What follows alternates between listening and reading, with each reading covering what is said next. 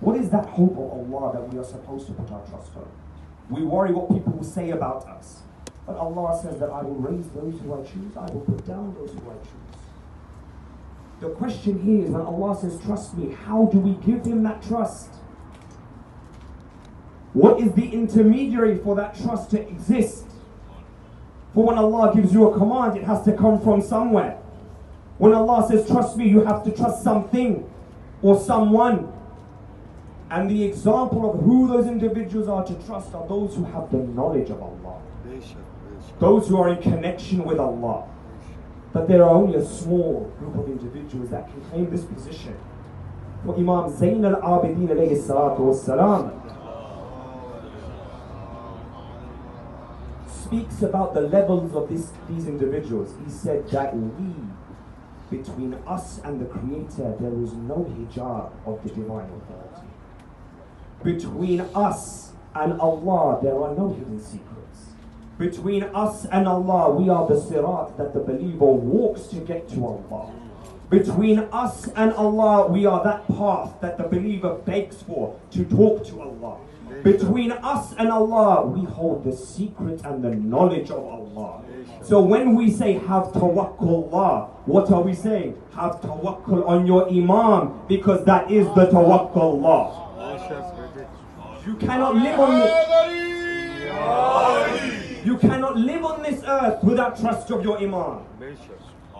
That is the direction.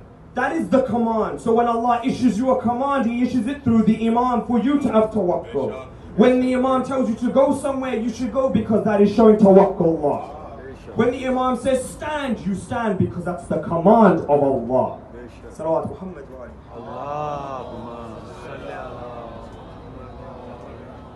And the reason why we mention tawakkul at this point is because the individual that we speak about tonight is of the muwakkilin.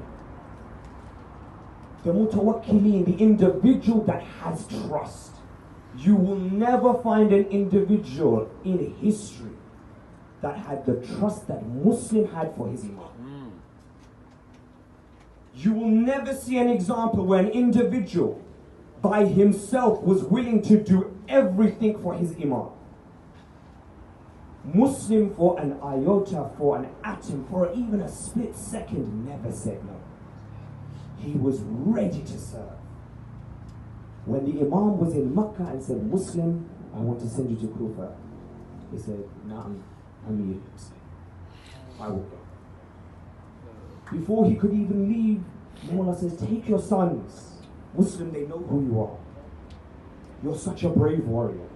Even Mawla gave you charge of the flank in the battles against the enemies of Allah. That Amir al-Mu'mineen trusted you. That's how brave a warrior you are. If you enter Kufa, they'll think it's an act of war. Take your 2 young sons. What was Muslims dua? No, Amir, I'll go. I'll take my sons. The whole journey, all Muslim could think is, what about my master? They say when Muslim entered the desert, he saw an animal starving, dying of thirst, that it collapsed. He saw this as a bad omen. Most people would turn back. Even the individuals sent with Muslim to guide him, they died. But Muslim said, my master has sent me here. I have to work on my master.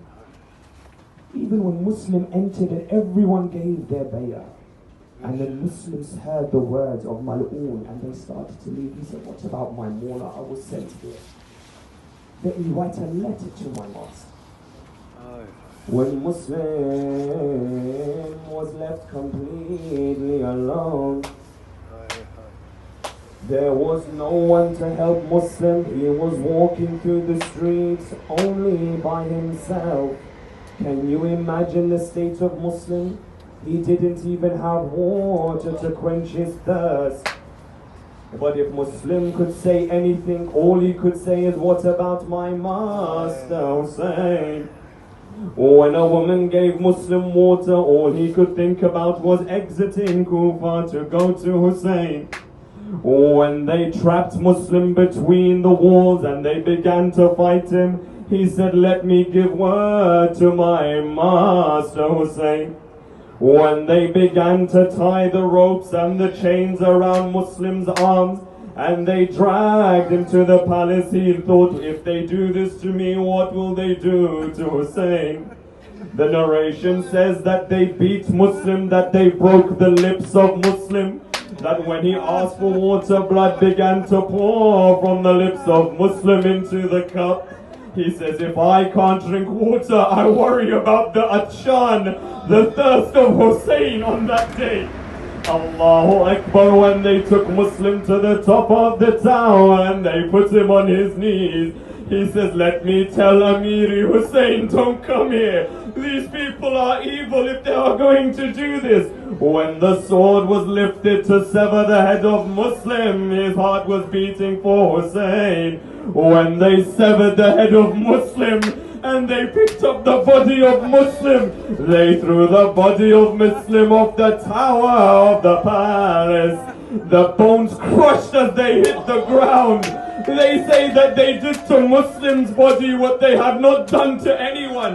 They tied the feet of Muslim and dragged him through the bazaar. The streets were covered in the blood of Muslim. They took the body of Muslim and they nailed his feet to wood. They crucified Muslim upside down. Allahu Akbar.